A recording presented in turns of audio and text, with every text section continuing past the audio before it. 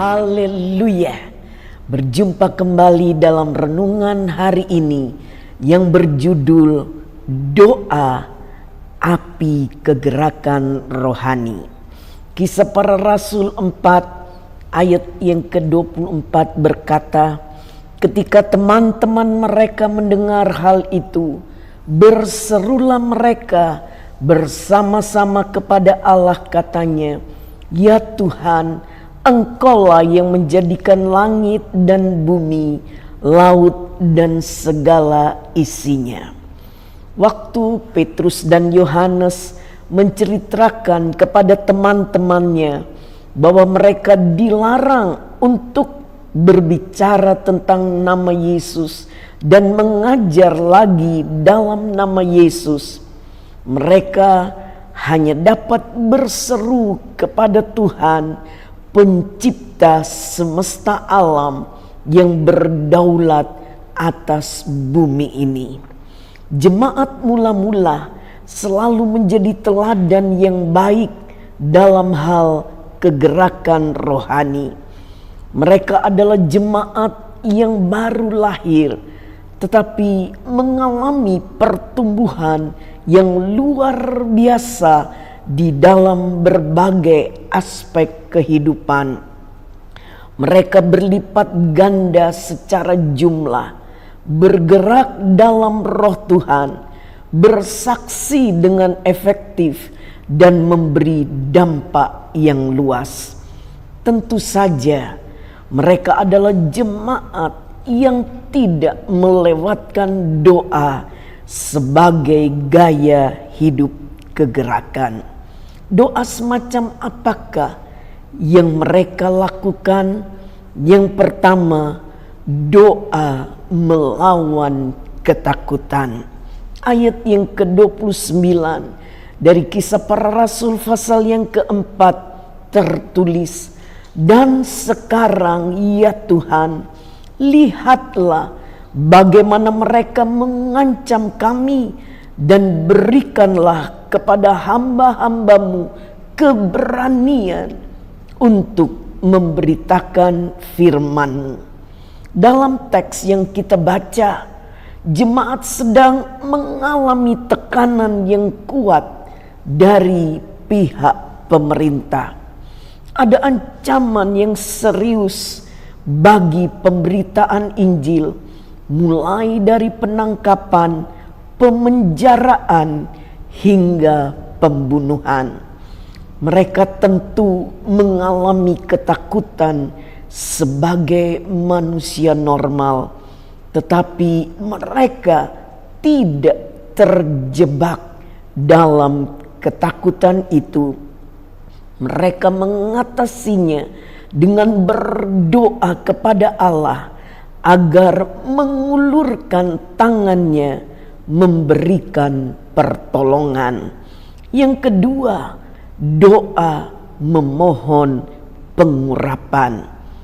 Ayat yang ke-30 sampai ayat yang ke-31a berbicara, ulurkanlah tanganmu untuk menyembuhkan orang, dan adakanlah tanda-tanda dan mujizat-mujizat oleh nama Yesus, hamba-Mu yang kudus. Dan ketika mereka sedang berdoa, goyanglah tempat mereka berkumpul itu, dan mereka semua penuh dengan Roh Kudus.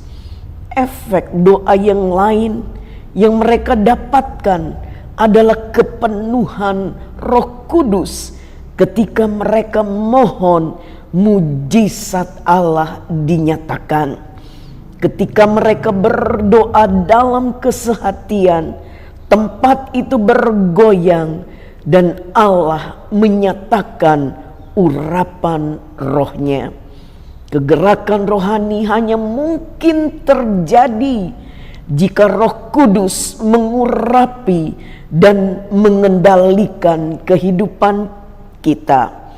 Tanpa itu semua, jangan-jangan kegerakan rohani kita adalah palsu dan tentu tidak akan lama bertahan.